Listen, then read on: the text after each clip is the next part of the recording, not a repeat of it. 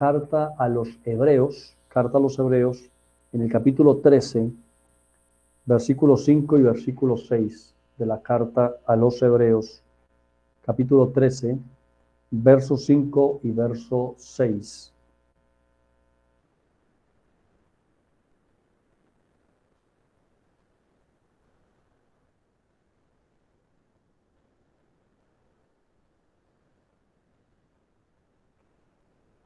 Dice en la versión Reina Valera del año de 1960, dice: sean vuestras costumbres sin avaricia, contentos con lo que tenéis ahora, porque Él dijo: no te desampararé ni te dejaré. De manera que podemos decir confiadamente: el Señor es mi ayudador, no temeré lo que me pueda hacer el hombre. En la versión NTV, el versículo 5 y 6 dicen de la siguiente manera: no amen el dinero, estén contentos con lo que tienen, pues Dios ha dicho: nunca te fallaré, jamás te abandonaré. Así que podemos decir con toda confianza: el Señor es quien me ayuda, por eso no tendré miedo. ¿Qué me puede hacer un simple mortal? Bueno, vamos a continuar en esta ocasión estudiando este capítulo 13 de la carta a los Hebreos. Hemos escogido en las reuniones anteriores varios versículos. Hemos estado estudiando. Yo sé que ustedes son buenos lectores de la palabra de Dios, por lo tanto, muy seguramente la carta a los Hebreos ya la habrán leído muchas veces, varias veces. Espero pues que así haya sido, ¿no? Es muy importante leer la carta a los Hebreos, leer la carta a los Gálatas, leer la carta a los Efesios también. Es sumamente importante para cada uno de nosotros para comprender mejor el Evangelio de Cristo, que podamos leer las 13 cartas que escribió el apóstol Pablo, que están ubicadas en el Nuevo Testamento. Ustedes las saben ya de memoria, la mayoría, y los que no, las tienen escritas o pueden simplemente buscar el escritor de cada una de las cartas y van a encontrar que hay 13 que se le adjudican al apóstol Pablo en el Nuevo Testamento. De estas 13 cartas, aparte de ellas, hay también la carta a los Hebreos, que es la que estamos estudiando.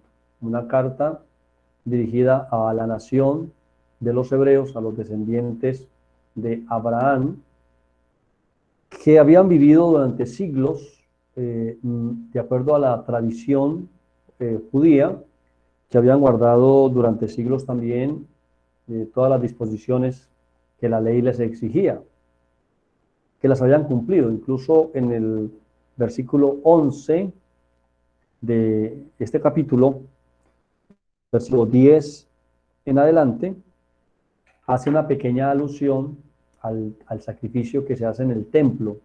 Cuando se escribe la carta a los Hebreos, todavía está en pie el templo, todavía se están haciendo los sacrificios en el templo, entonces hay una pequeña alusión desde el versículo 11 hasta el versículo 16, dentro del capítulo 13, a lo que se hace en el templo, en los sacrificios que se hacían allí regularmente.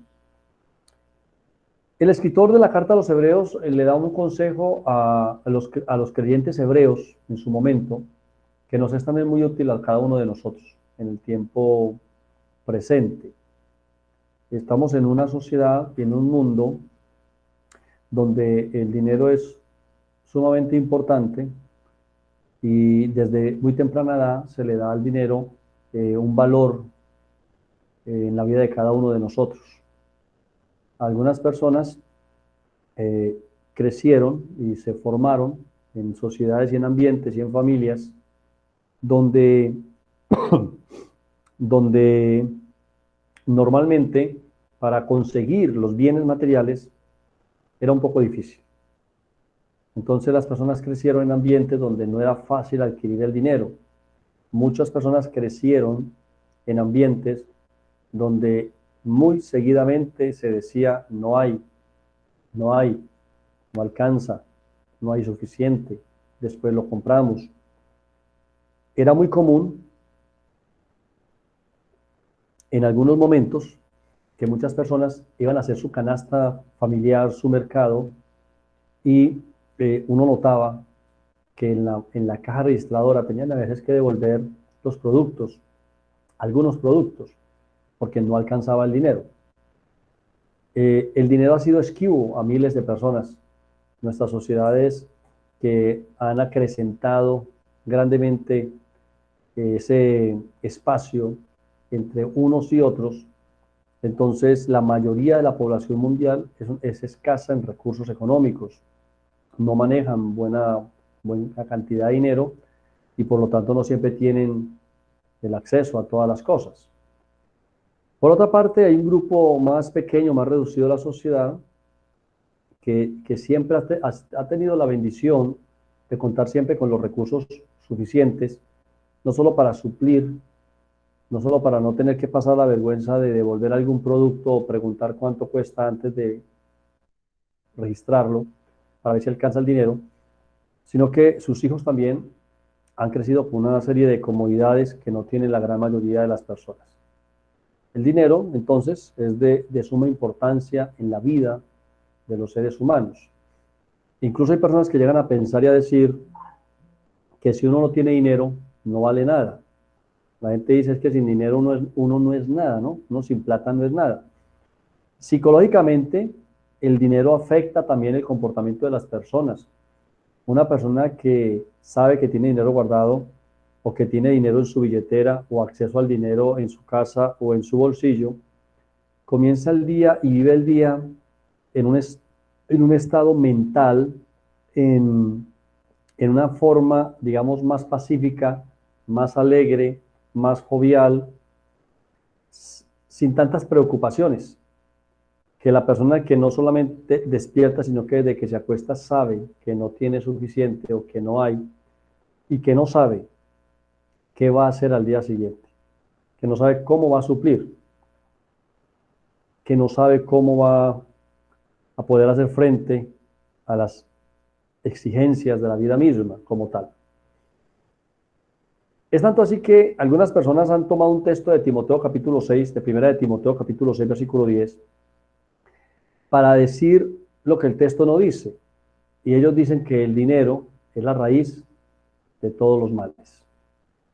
Son esas personas que no quieren nada con el dinero, que están siempre denigrando del dinero, que piensan que los que tienen dinero son malas personas, y entonces dicen, no, es que el dinero es malo.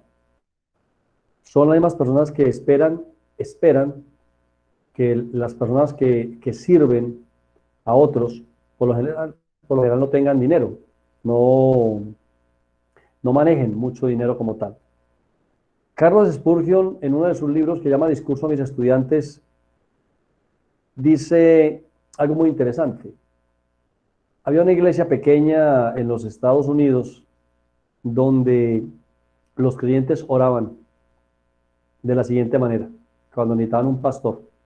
Señor, envíanos al pastor, manténlo humilde, que nosotros lo mantendremos sin dinero. Es decir, ellos se encargaban de que no tuviese demasiados recursos económicos. Y una forma de hacer eso era, a mantenerlo en esa humildad, en esa dependencia, en esa pobreza, era no darle suficiente dinero a los pastores de estas comunidades. El dinero tiene detractores y benefactores. El dinero, hay gente que se especializa en pedir dinero, hay gente que se especializa en hacer dinero, hay gente que piensa que en la vida solamente lo importante es el dinero. Hay otros que desprecian totalmente el dinero. ¿Qué dice la palabra de Dios? La palabra de Dios dice que la raíz de todos los males es el amor al dinero. No el dinero en sí mismo, sino el amor al dinero. Ustedes saben que el amor al dinero se llama idolatría. Idolatría. Y recuerden que Revelaciones capítulo 21, versículo 8 dice que los cobardes, los incrédulos y los idólatras no pueden heredar, no pueden entrar al reino de Dios. La persona que ama el dinero no disfruta el reino de Dios. Ahora, el reino de Dios no requiere que la gente sea pobre. Lo que requiere el reino de Dios es que las personas no amen el dinero más que a Dios. Jesús lo explica de la siguiente manera en una de sus tantas parábolas y enseñanzas. Jesús dijo, no pueden servir y amar a dos señores. O aman a uno y aborrecen al otro. Y entonces Jesús luego le comenta a las personas y les dice, no podemos amar a Dios y a las riquezas. El amor es exclusivo. El amor solamente debe de ser para Dios. Podemos hacer uso del dinero, pero no permitir que el dinero ocupe en nuestro corazón el lugar que le corresponde a Dios. Es decir, que se convierta en idolatría. Cuando idolatramos algo, lo amamos, lo veneramos y hacemos cualquier cosa por ese algo. Por eso dice 1 Timoteo 6:10 que algunas personas,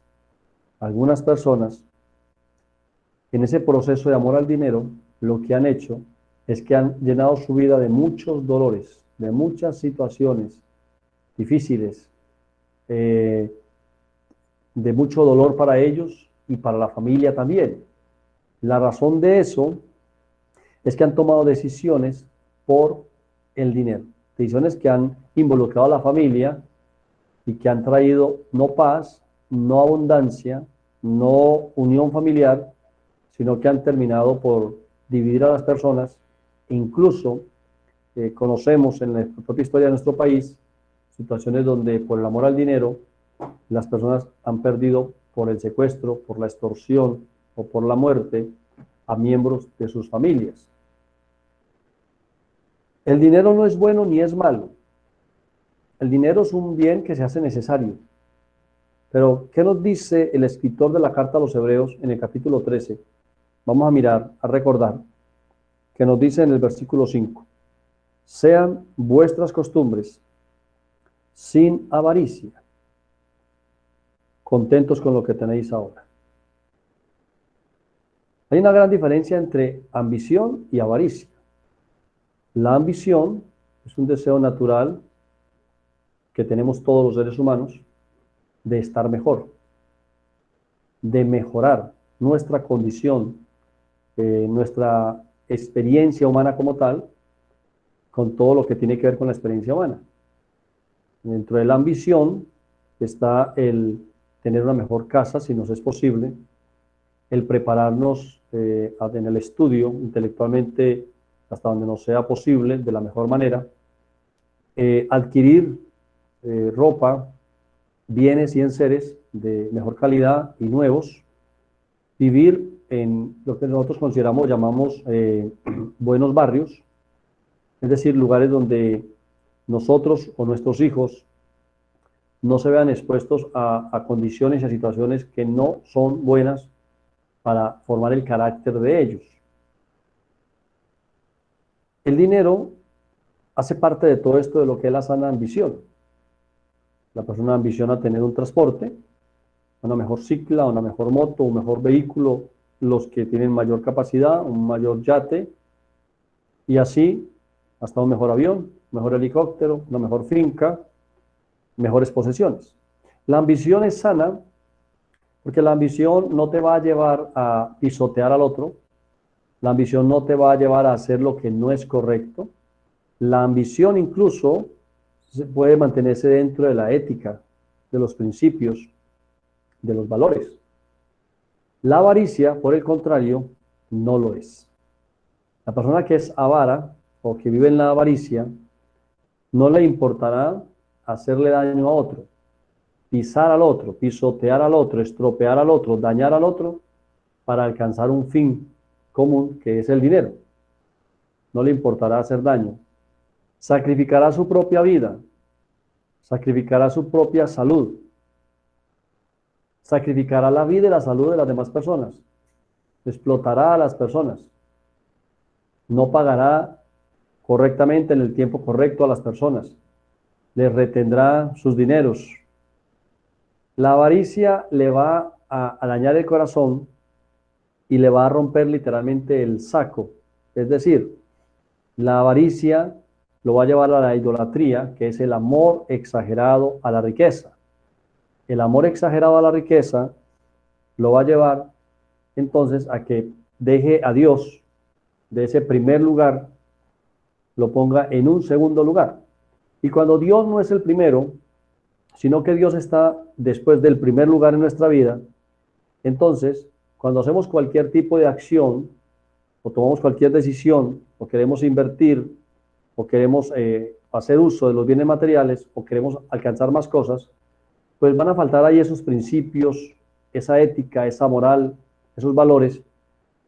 Se le ha preguntado a muchas personas que tienen grandes fortunas, eh, a gente que ha hecho mucho dinero, si cuando están en ese proceso de hacer el dinero, de multiplicarlo, de acrecentarlo, con empresas que de por sí no generan a veces un bienestar a la sociedad, sino que simplemente son máquinas de producir dinero que en ocasiones generan adición y otras condiciones.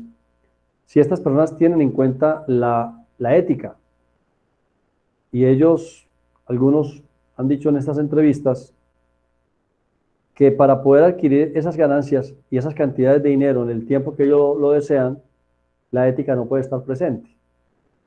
Porque si estuviera la ética, los principios y los valores, entonces eso los frenaría de hacer ciertas cosas que hacen. Nosotros sabemos que hay un mercado en el mundo, se llama mercado de órganos. Sabemos también que hay trata o mercado de mujeres y de hombres que son esclavizados, son drogados y sexualizados para ser explotados en diferentes lugares. Sabemos que hay personas que están produciendo sustancias alucinógenas que hacen mucho daño a quienes las consumen y a las sociedades donde las consumen.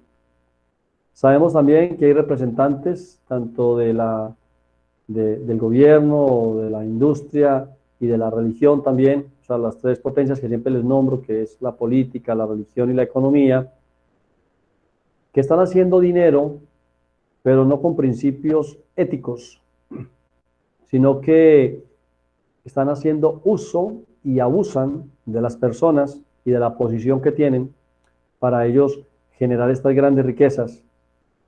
¿Qué nos dice la palabra de Dios frente a todo eso? ¿Debemos nosotros como hijos de Dios vivir en una constante ansiedad por el dinero? ¿Debemos vivir preocupados siempre por adquirir, adquirir y adquirir y tener más? ¿O debemos desarrollar una ambición sana en cada uno de nosotros, aceptando la misma verdad del Evangelio que nos habla de bendición, de prosperidad, de paz integral? La prosperidad no es solo económica, no es solo del orden material. La prosperidad es integral. Por lo tanto, lo económico y lo material hace parte de la prosperidad, pero en sí mismo no es la prosperidad como tal. Debemos tener ambición en nuestros corazones, desear estar mejor, sí. Una mejor posición, sí. Pero no debemos permitir que eso nos tome el corazón y nos lleve a perder la paz. La palabra de Dios dice claramente que nosotros, nuestras costumbres deben de ser sin avaricia y que debemos tener contentamiento, o como dice, contentos con lo que tenéis. El contentamiento diario, el contentamiento. ¿Es usted una persona agradecida? El principio principal de la felicidad es la gratitud, es el agradecimiento como tal, la gratitud. Muy importante para nosotros, entonces, muy importante para nosotros tener en cuenta siempre el principio de la gratitud en nuestra vida. La gratitud es el principio de la felicidad, de la alegría. Las personas que agradecen, las personas que comienzan el día con una sonrisa y comienzan agradeciendo, son personas que experimentan la abundancia de todo lo que hay. Porque su vida, sus pensamientos y sus oraciones no se generan desde la escasez, desde la necesidad, desde los faltantes. Se generan desde la gratitud, es decir, desde la abundancia. Sin importar cuánto dinero una persona pueda tener o sin importar cuánto dinero pueda tener usted o pueda tener yo, pues siempre habrá en el corazón el deseo de tener algo más. Bien sea de tener más dinero o bien sea de renovar cualquiera de las cosas que tenemos a nuestro alcance o para nuestro uso. Es decir, muy difícilmente una persona que tenga dinero llega a un momento en su vida donde diga, estoy completo, estoy pleno, no tengo necesidad absolutamente de nada, no deseo más. En los próximos días les contaré la historia de un hombre que aún está vivo y que ha logrado en vida cumplir el propósito grande que se propuso de donar todo su dinero. Un hombre millonario que ha logrado en vida el propósito de donar toda su inmensa fortuna a diferentes entidades en el mundo, algunas de ellas en América del Sur y otras en Asia, en África, en Europa, en Norteamérica. Él lo ha logrado en este momento, vive en una casa humilde comparado con la gran riqueza que tenía y ha logrado dar todo, incluso su fundación cierra este año porque ya no tienen más recursos para continuar porque logró dar todo lo que tenía. Hay personas que quieren salir de sus riquezas, porque este no es el primer caso de un filántropo, hay muchos que se han esforzado por salir de todo su dinero. Mientras que por otro lado hay miles de personas que dicen literalmente, yo anhelaría ganarme tanto mensual, yo anhelaría ganarme 5 millones, 10 millones, 20 millones, 3 millones, 2 millones. Si yo me ganara esto, sería más feliz. Si yo me ganara aquello, haría esto y haría lo otro. ¿Qué descubren las personas que llegan a poseer tan grandes fortunas que llega un momento en su vida que desean salir de ellas? Cuando les sana relación con el dinero, muy interesante. La palabra de Dios nos dice que estemos contentos. Número uno, que sean nuestras costumbres sin avaricia y contentos con lo que tenemos. El contentamiento no es resignación. El contentamiento no es la pérdida de la visión. El contentamiento no es el conformismo como tal. El contentamiento no necesariamente es pobreza o necesidad, sino que para poder prosperar más y ser consciente de lo prósperos que ya somos, es necesario que haya en nuestra vida gratitud. Por eso dice, agradecidos con lo que ya tenemos. ¿Está usted sano? ¿Está usted sano? Allí donde está. Quizás tenga alguna situación en su cuerpo que lo haya o lo esté afectando, pero ¿está usted en su casa? Espero que sí. A esta hora hay personas conectadas a unos respiradores artificiales. A esta hora hay personas esperando un trasplante de riñón. A esta hora hay personas que se debaten entre la vida y la muerte.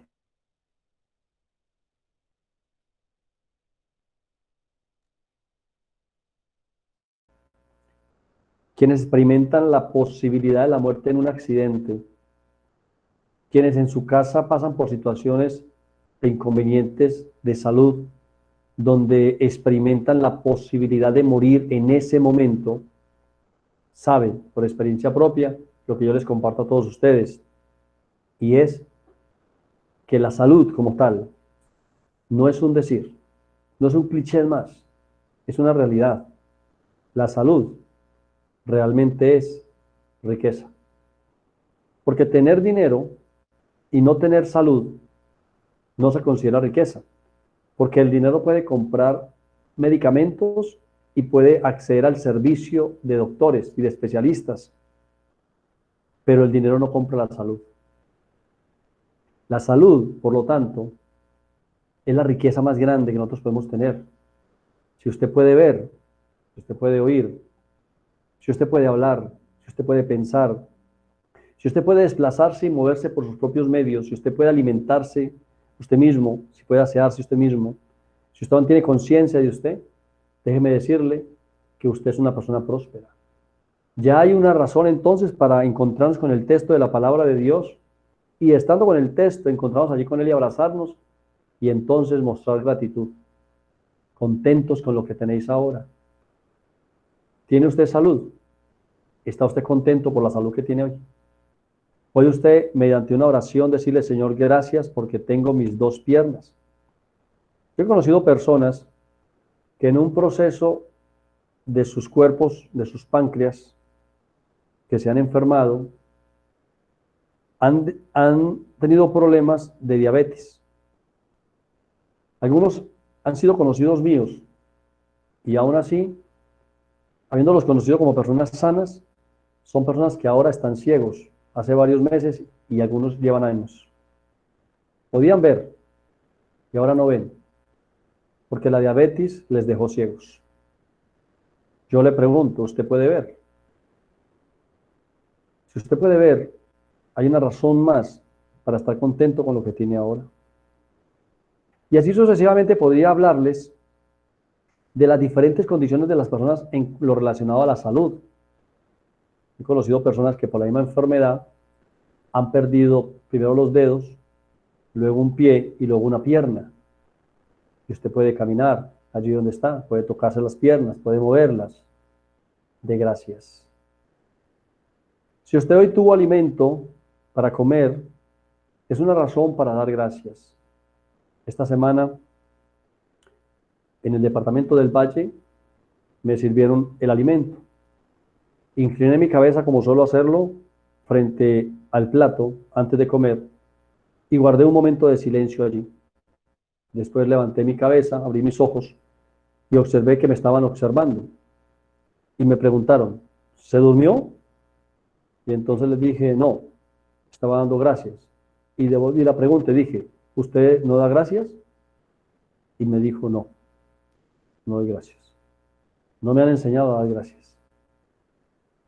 Le dije a esa persona algo que ya les he compartido a ustedes, y es que diariamente en el mundo, hasta hace unos años atrás, 2, 3 años atrás, morían más de 25.000 personas solo por el hambre en el mundo. Y para una persona morir de hambre no lleva un día sin comer ni una semana, sino que debe llevar más de 40 días sin comer. Por lo tanto, cuando decíamos que 25.000 personas mueren por hambre, y que todos los días muere esa cantidad solo por el hambre, lo que estamos hablando es de una cantidad de personas, de cientos, de miles de personas, que no han comido en los últimos 2 o 3 meses y que mueren por el hambre. A veces uno se pasa un desayuno sin comer, un almuerzo, una comida y dice, tengo hambre. A Dios gracias, no sabemos la gran mayoría lo que es tener hambre. Hay gente cuyas condiciones de vida no les permiten comer adecuadamente.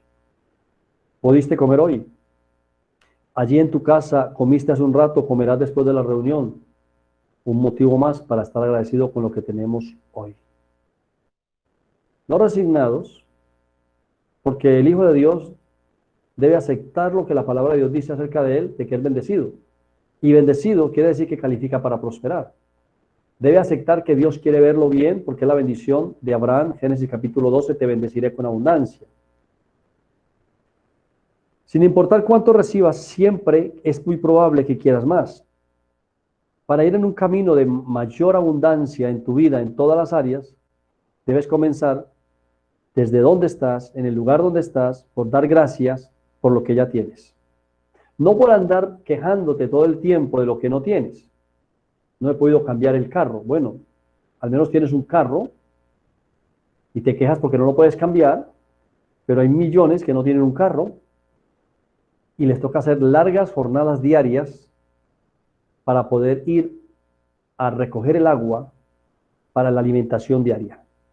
En este mundo donde estamos, donde ustedes en sus casas pueden ahora mismo levantarse y abrir el grifo y sale el agua, hay personas que deben caminar varios kilómetros diarios todos los días para ir a traer una caneca con agua. Agua que no es potable, pero aún así deben consumirla. ¿Tienes agua? tienes un vehículo, da gracias. Eres muy bendecido, eres próspero.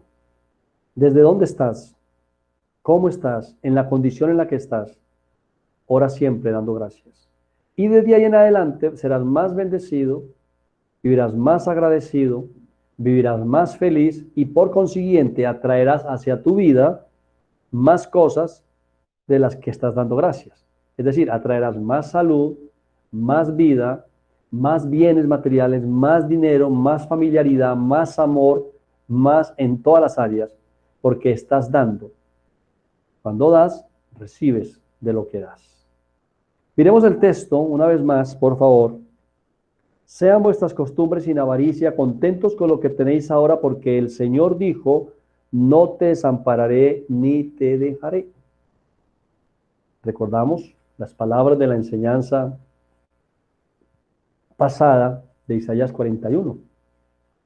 Acá nos refuerza nuevamente el Señor diciéndonos, no nos dejará y no nos desamparará. ¿Por qué debemos vivir sin avaricia, sin amar el dinero más que a Dios? ¿Por qué debemos vivir agradecidos y contentos con lo que tenemos ahora? Porque el Señor ha prometido. Él ha prometido. Ahora, ¿en dónde ha prometido? ¿Dónde ha prometido el Señor? En la misma carta a los Hebreos, en el capítulo 6, ustedes van a recordar desde el versículo 13 en adelante, que en el capítulo 6, versículo 13 en adelante, el escritor de la carta a los Hebreos le recuerda al pueblo hebreo algo que yo les recuerdo a ustedes el día de hoy. Es que hay dos cosas inmutables en las cuales es imposible. Si quiere ahora va al diccionario y busca la palabra imposible. En las cuales es imposible que Dios mienta. Es decir, no hay chance, no hay forma de que Dios mienta. Eso tiene que darnos un fuerte consuelo, una seguridad extra a cada uno de nosotros.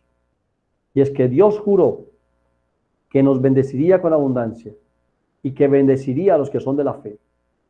Y esa es la razón por la que el apóstol que escribe la carta a los Hebreos nos invita para que nosotros estemos contentos y agradecidos y sin avaricia. Porque el Señor ha prometido que siempre, que siempre nos va a ayudar. No te desampararé ni te dejaré. El Salmo 46 dice, Dios es nuestro amparo, nuestra fortaleza, nuestro pronto auxilio en las tribulaciones. El amparo, para que lo tengamos como en cuenta, es esa parte que de la pared y lo protege a uno de la lluvia o del sol, donde uno se ampara de la lluvia, se ampara de las rocas, se ampara del sol como tal. Dios es nuestro amparo. Él dice, no te voy a desamparar, yo soy el que te cubro. Nos recuerda eso y nos lleva al Salmo 91, ¿no? El que habita el abrigo del Altísimo mora bajo la sombra del Omnipotente. Dios que no cambia, Dios que es imposible que mienta, Dios que ha prometido por Él mismo que nunca nos dejará, que siempre nos ayudará, Él ha dicho,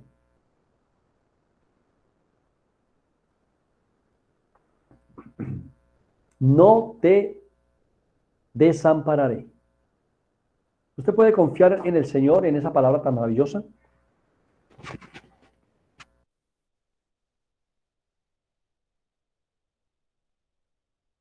¿Usted puede confiar en el Señor en esa palabra tan extraordinaria?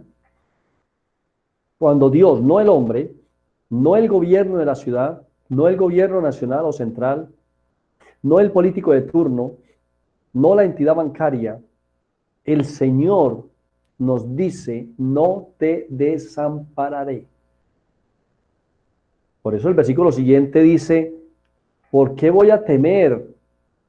¿Por qué voy a vivir angustiado? ¿Por qué voy a tener temor de lo que me haga el hombre? ¿Por qué voy a tener temor de un simple mortal? Si el Dios eterno, el Dios creador de los cielos y la tierra, el Señor creador de todas las cosas, ha dicho, yo no te desamparo. Se dice en los dichos populares que al que buen árbol se arrima, buena sombra lo cobija. Pues déjeme decirle que el Señor voluntariamente, por gracia, por amor, ha ofrecido su protección, ha ofrecido cubrirnos en Cristo. Y cuando Dios dice, no te desampararé, siempre te ayudaré, Eso tiene que convertirse para nosotros en una palabra de fuerza, de fortaleza, que nosotros anclemos a la fe allí, a la fe que tenemos en el Señor. Todos tenemos situaciones humanas. ¿Quién no las tiene? Quizás la muerte logre algún día darle fin a las condiciones y situaciones humanas problemáticas de esta vida. Pero mientras que estemos en la experiencia humana, mientras que estemos vivos, mientras que respiremos, tendremos situaciones. Pero también tenemos la inmutable palabra de Dios, la siempre viva y permanente palabra de Dios, que nos dice, no te dejaré y no te desampararé. Así que podemos andar en medio de la condición de esta vida, cualquiera que sea la carta que nos lance cada día, cualquiera que sean las circunstancias que se creen a nuestro alrededor, convencidos en nuestro corazón de esto.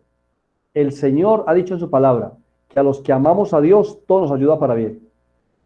Que la condición que estás viviendo en este momento, la situación que estás viviendo en este momento, una situación de pronto de algún tipo de temor, de dificultad, alguna condición que no se ajusta exactamente al modelo de vida que deseas, no te angusties, no te preocupes más de lo necesario, no entres en una angustia, en una constante ansiedad, no, fortalezcas en Dios, lea la palabra de Dios, volvamos nuestro pensamiento al Señor, miremos al Señor, como dice Colosenses 3, vamos a poner la mira en las cosas de arriba, no en las de la tierra, donde está nuestra vida escondida con Cristo en Dios. Nosotros que hemos nacido de nuevo, ya no nos movemos por la corriente de este mundo. Su prosperidad y la mía, amados hermanos, los bienes materiales que hemos recibido y los que recibiremos, no dependen necesariamente del balance de fin de mes, de los ingresos activos que podamos tener, o de los pasivos. El acceso a las bendiciones, como nos solemos llamar nosotros, los beneficios materiales y económicos, proviene directamente del mismo corazón de Dios para cada uno de nosotros.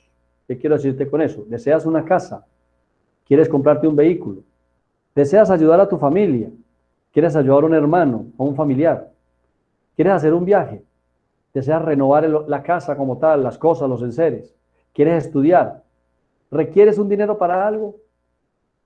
Si vas y haces cuentas con el sueldo, es muy probable que te vayas a demorar años en algunos casos, ya que la mayoría de personas ganan, si no uno o dos salarios mínimos en un promedio, y con el estilo de vida actual que tenemos en nuestra sociedad, pues no hay mucha capacidad para ahorrar como tal.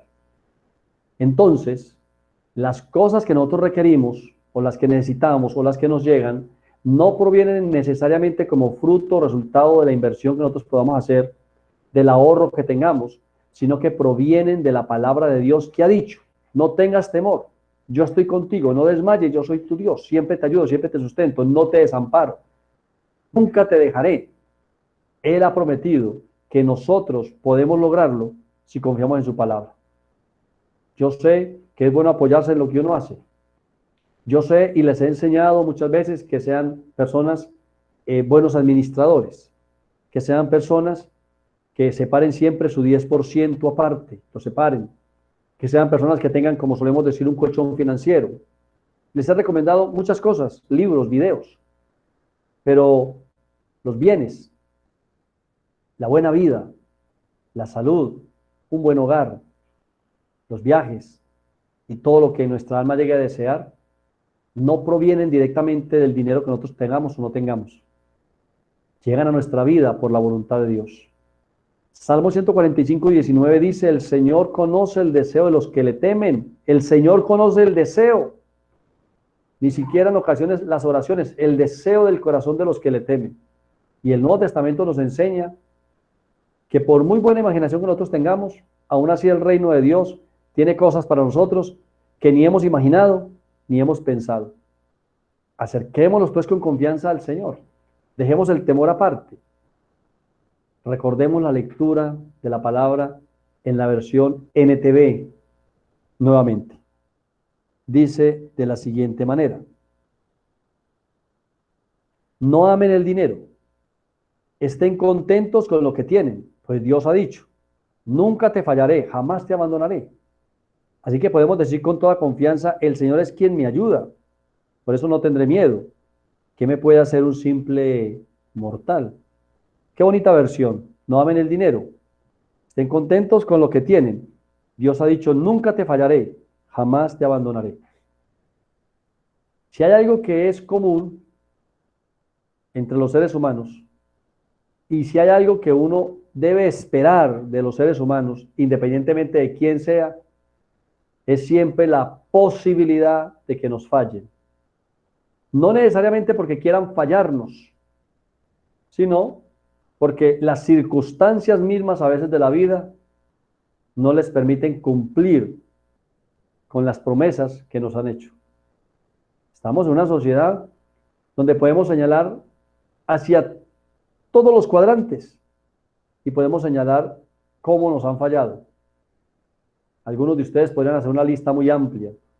Les han fallado los padres, les han fallado los hijos, les han fallado los compañeros de vida, los cónyuges, les ha fallado la sociedad, la familia, el Estado, la religión, les ha fallado. ¿Sabe qué dice la palabra de Dios? Me gusta la voz de Dios escrita en la palabra. Me gusta la voz de Dios en el espíritu de cada uno de nosotros, retumbando esas palabras. No te fallaré. Qué confianza tan grande nos da la palabra de Dios. Qué fortaleza de la fe. Cuando Dios dice, no te fallaré. A mí esa palabra me conmueve profundamente, me toca las fibras íntimas de mi corazón y de mi ser.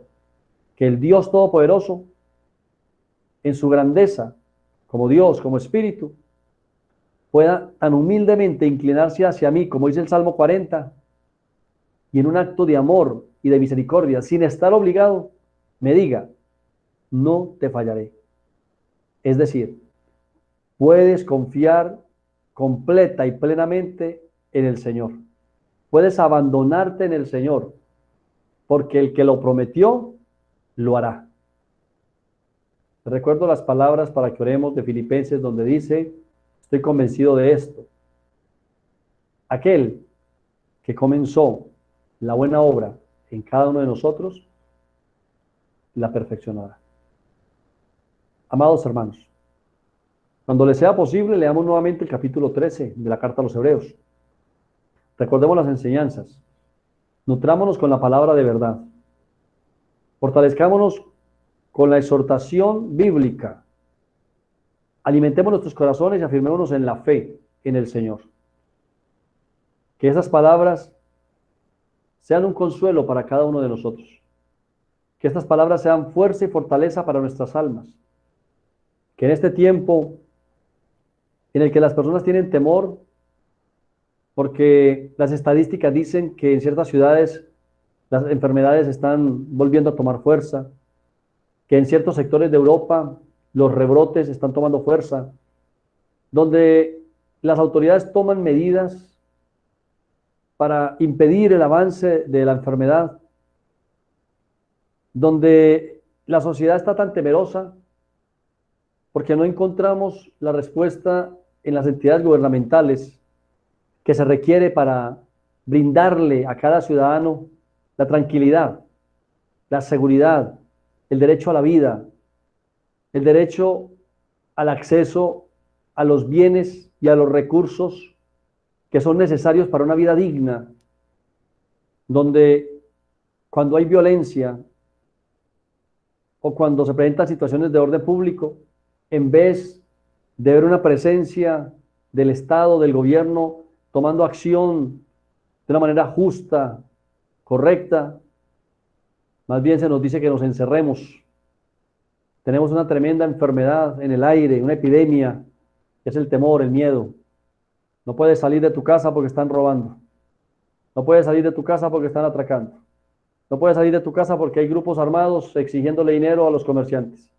No puedes viajar porque el país se está convirtiendo nuevamente en algo que los que tenemos una edad de algunos años ya avanzados, vivimos en nuestra juventud, no podíamos movernos. Y no vemos una dirección clara para restaurar la paz, para restaurar la salud, para que las personas tengan el acceso al agua, a la energía, para que las personas tengan el acceso a un trabajo digno para poder comprar lo que requieren para vivir, donde las ayudas se las roban, donde los políticos de turno usan los puestos para beneficio propio y el de sus propios compañeros, donde miente, como decía Carlos Gardel en su canción Cambalache, siglo XX, donde cualquiera es un señor, cualquiera es un ladrón. Uno podría llenarse de temor en su corazón, uno podría tener mucho temor, pero aún en medio de las condiciones actuales en que está nuestra nación y el mundo, yo hoy los insto a creer y a que se aferren a la palabra de Dios, a que se aferren a esta palabra bendita, bien sea porque abracen el libro o lo abracen en su mente y en su corazón y puedan con fe en sus corazones, o como el hombre que oró hablándole a Jesús, diciéndole, Señor, creo, pero ayúdame a creer, le podamos decir al Señor, Señor, aunque experimento temor, angustia y ansiedad en mi vida, frente al futuro, frente a las circunstancias de mi vida, quiero creer. Y quiero creer esta palabra.